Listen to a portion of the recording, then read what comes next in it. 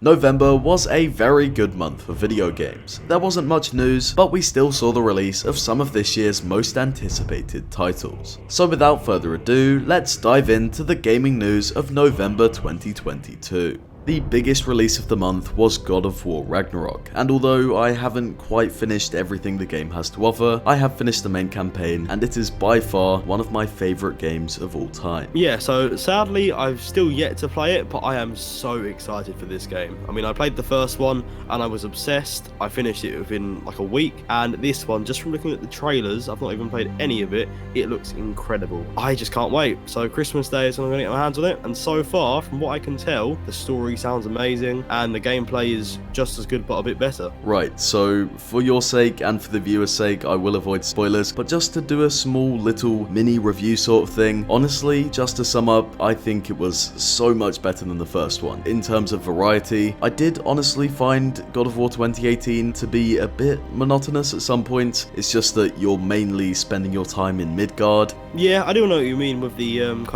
it did feel slow maybe at some times. I mean, I really liked the feeling of that realm, but to be fair, it did feel like it took a very long time to get into the different areas, and from what I can tell with Ragnarok, it seems to do that a bit better. It's just opened up a lot more. You can go to lots more realms, you can explore a lot more, tons of side quests, tons of extra content, and it's not just sort of collectibles or things to tick off a list. Of course, you can still destroy the Eyes of Odin, the Ravens, but there is a lot of meaningful content to explore. Yeah, so in terms of length of content, it says it's about 20 to 25 hours, so does that sound about right for you? Kind of. I mean, I did a lot of side content in between. I kind of tried to explore everything the realms had to offer, but not doing the more checklist kind of stuff, and it took me about 35 hours. So yeah, there is clearly quite a lot to do. It seems that every single part of the game is just well made. I mean, the critics are all saying 9 or 10 out of 10s in every single website I've seen so far, and I mean, no one seems to really have any complaints.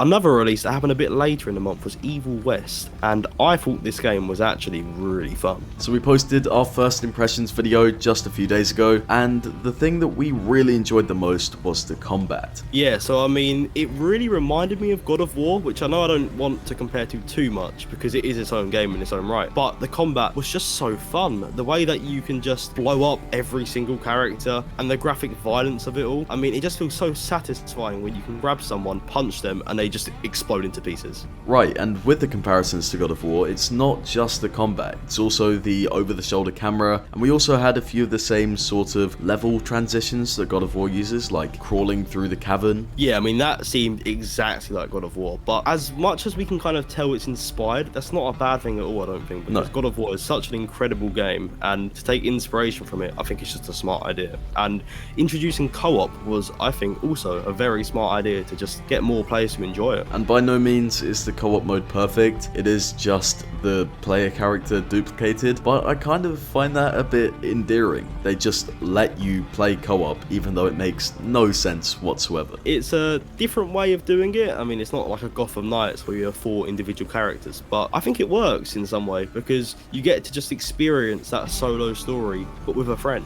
which rather than having to pass a controller and take it in turns, you can do it together, which I think is actually quite nice because, I mean, I can't think of any other game to do it the same way. Yeah, it's always nice to have the option. Yeah, and I mean, I think the critic reviews really reflect kind of what we're saying because they all get about 7, maybe 8 out of 10 it got, and the reasons for that is because it's not really anything new, but it's still just really fun, and I think that's kind of exactly what we've said, in that they've taken inspiration, done it decently well, and it is enjoyable, but don't expect anything crazily new. So this last title is one that neither of us has played, but we both have seen quite a lot of things about it, both negatively and positively. Yeah, so I mean, starting with the kind of public opinion of the game, it seems like as much as people are fans of it, because I mean, I saw on Google it had about 90+% like the game, it seems like people are more happy with the fact that it's kind of laying a basis for future Sonic games. Right, so I have seen a lot of technical issues surrounding pop-in and not particularly great looking graphics, but overall overall, people seem to be excited for the future of 3D Sonic games, because they have not gotten the best reputation in the past. Yeah, I mean, I remember there was quite a few out on the Wii years and years ago that I played, and people seem to enjoy them, but I don't think they're anything special. And Sonic as a character does have potential to have incredible games. I mean, I can imagine managing that kind of fast-paced speed character against, I don't know, massive bosses, kind of Shadow of the Colossus style, could be really fun. Yeah, definitely, and you can see that in the 2D versions, but they just haven't yet seemed to be able to nail this 3D style.